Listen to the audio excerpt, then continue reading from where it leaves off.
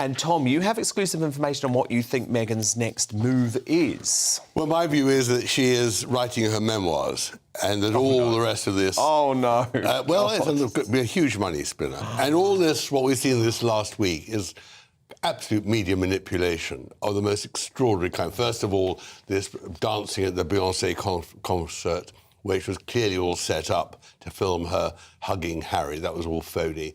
And then Harry knocking the media for not being nice to the Afghan victims, which was completely untrue.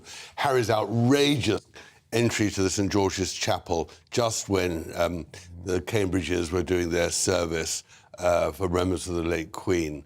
But I thought tonight this was really ridiculous. There was Harry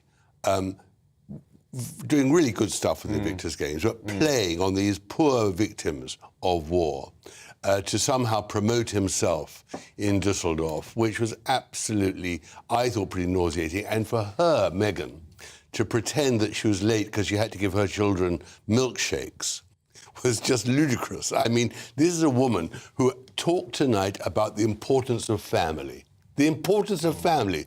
From Meghan Markle, who did her best to destroy the royal family, who ignores her own father, who talks about we've got to look after victims and leaves her father in Mexico with a stroke and doesn't visit him, and talks about family values. These are two real imposters.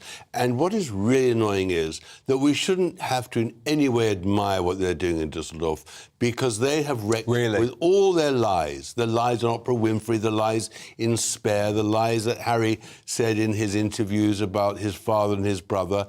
And he comes to England, makes no attempt to visit his father or brother, makes no attempt to apologise for his past behaviour. Meghan carries on her lies and all the rest of it. And it really is shocking that we in any way afford them any respect even though whatsoever. the Invictus Games is a great cause, it used to be a brilliant thing, actually, because their behaviour is so, well, it's contemptible, really. We shouldn't give the Invictus Games. They call themselves activists. They speak of truth, trauma, and freedom from the crown. But now, royal biographer Tom Bower has one word for Meghan and Harry: imposters. And he's not holding back. In a scathing interview, Bower slams the Duke and Duchess of Sussex, claiming they've built an identity based not on truth, but on manipulation, media spin, and contradiction. According to him, Harry and Meghan aren't victims, they're performers in a global sympathy act. Bower points to their Netflix docuseries, Spotify deal, and high-profile interviews as proof. The Sussexes, he says, are monetising royal pain, playing palace martyrs while cashing in on a monarchy they claim to despise. You can't call out the crown, he argues, while profiting from the titles it gave you. With every memoir, every headline, every media drop their credibility slips. Bower argues they've lost the public's trust, and their relevance is fading fast. Not because of tabloids, but because, in his words, they've become caricatures of the truth they once claimed to fight for. Meghan and Harry say they've found freedom. Tom Bower says they've built a palace of fiction. In a war of narrative versus legacy, only one truth will remain standing. And the world is watching, closely. We should give the Invictus in because the participants and the idea was brilliant, and it is being run very, very well, not by Harry, but by the administrators, and it is terrific for the contestants. I'm all for that. But the Sussexes are using it for their own promotion, and that is what's so nauseating, because in the end, of course, Alison Boshoff was right. They are looking for a new brand. They're trying to separate their brands. Well, they're desperate. What's interesting is they haven't got a platform anymore. No magazine is going to interview Meghan Markle anymore. Spotify and Netflix are not going to commission them to do more reports. So they're desperate for somehow to be seen. And they're using the Invictus Games as their platform for promotion. And what must be so difficult for them, Tom, is that things are just working out brilliantly for the Prince and Princess of Wales. I mean, she looked terrific today. Coming up. And yet, talk to me about this visit. This was quite bold, wasn't it? It was bold, but she looks terrific, Kate. And she's intelligent, and she is so convincing and sincere.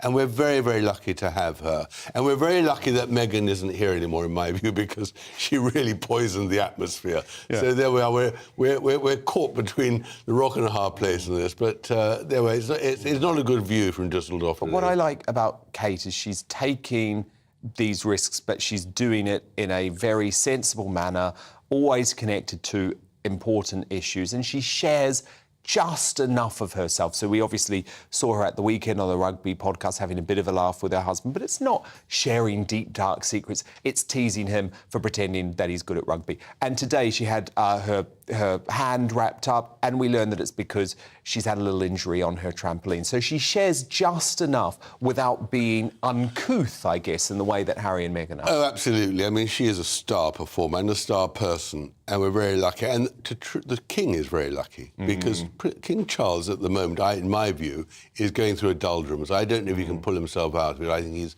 not having a great run on his first anniversary. But everything is saved by Kate and her husband. That's the truth. And William's obviously got his trip to New York as well. And it's very important. And what's interesting is he is so popular in America. And Harry Far and more Meghan popular are than not. Harry and Meghan. Much more popular. May long last. I mean, William, now the most, at this point in time, the most respected public figure in America, bar none. And in Britain as well, probably. Yeah.